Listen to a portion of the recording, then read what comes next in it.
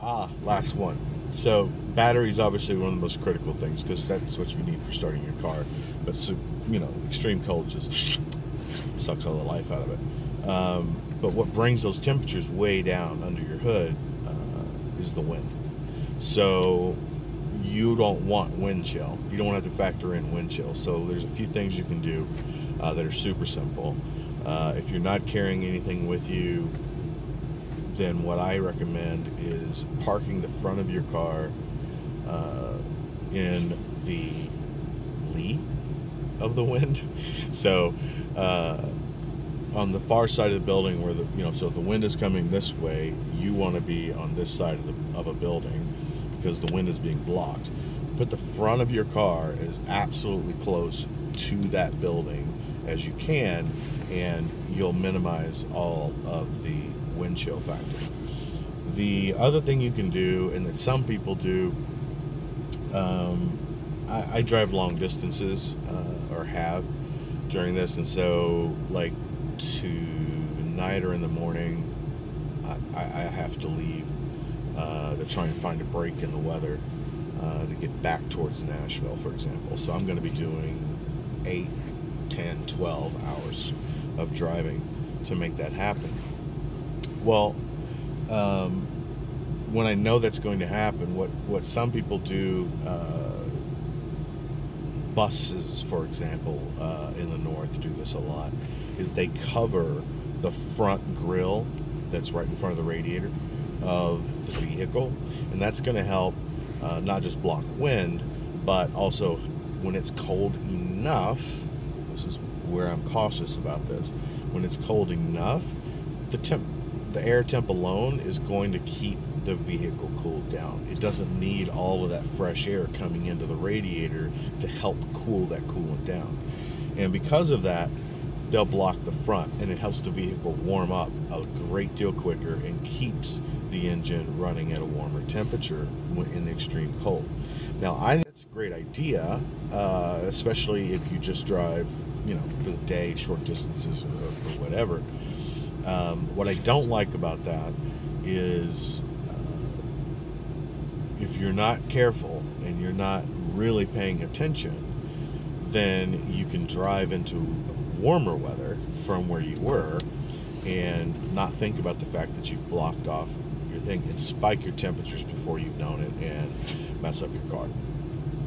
So that's my only caution with doing that. I don't have a problem with doing it if you know the weather and you're going to be in your local area. The other thing you can do is I keep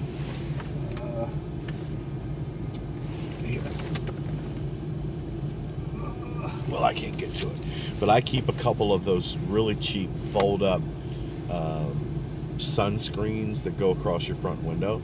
Get the ones that are reflective on one side, like foil, and I will keep that across the windshield on the inside, but up against the window, and I keep it pinned there in the evening, and that actually reflects enough, and there's this pocket, just small pocket between that reflective surface and the glass, and it's bouncing back and forth some of those infrared rays, and so it helps keep that warm enough where you don't ice over your windshields too bad.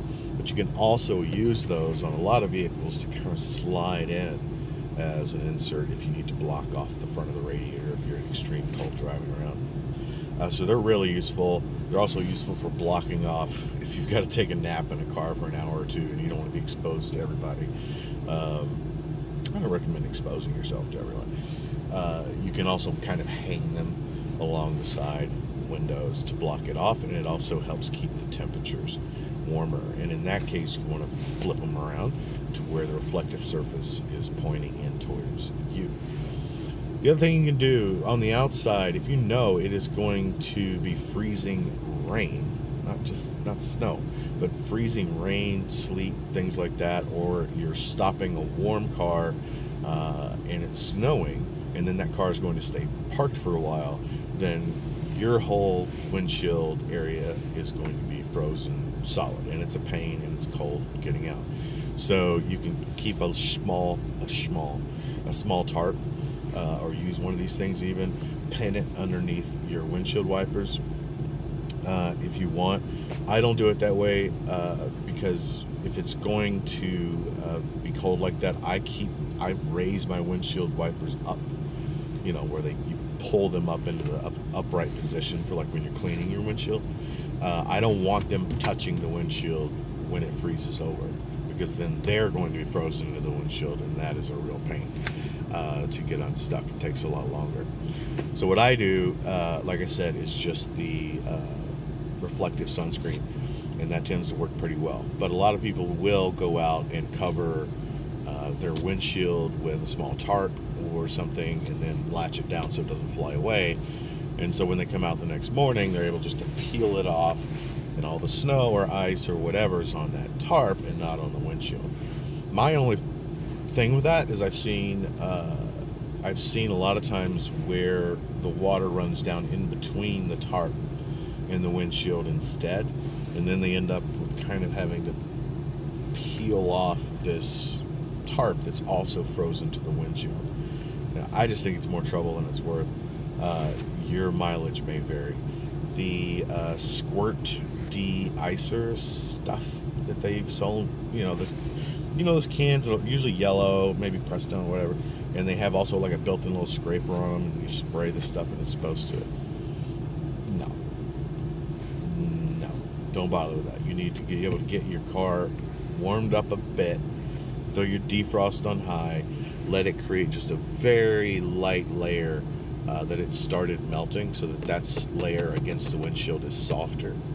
Then I don't care if it's this thick, it makes no difference, but all you've got to do is loosen up that layer, be patient enough for your car to warm up a bit, and then all you've got to do is get a little film of water melt underneath that layer, no matter how thick it is, and you can pop it right off with a scraper, and it'll just slide right off in chunks.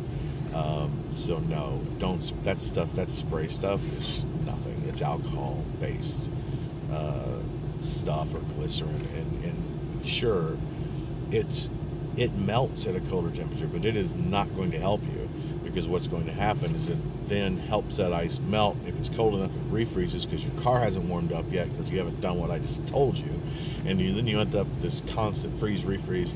Don't mess with that stuff at all. The only time I would use that stuff is it doesn't have a squirter on it. I guess I was going to say maybe even to squirt into my door locks, but like I said, I use a different type of lubricant for that, so I don't like it. I don't use it. I think it's a waste. It's a ridiculous product, in my opinion.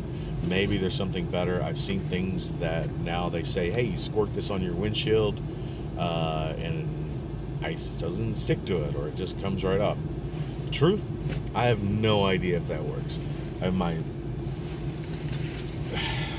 have my suspicions, and they aren't good. Hey, but I've been wrong before. But the science doesn't really make a lot of sense to me. You can create if you could create a slick polymer like that would stick to glass in a consistent form, be perfectly clear, not smear when you're running your wipers, not fog, not do any of the things that are going to distract your vision through a clear windshield when you don't need it, and somehow not allow water and snow and ice to form on a windshield. I think windshields would just come with it, or it would be the best selling product ever. But maybe I'm a cynic. If I'm wrong, please message, comment, whatever, tell me. I'd love to hear it.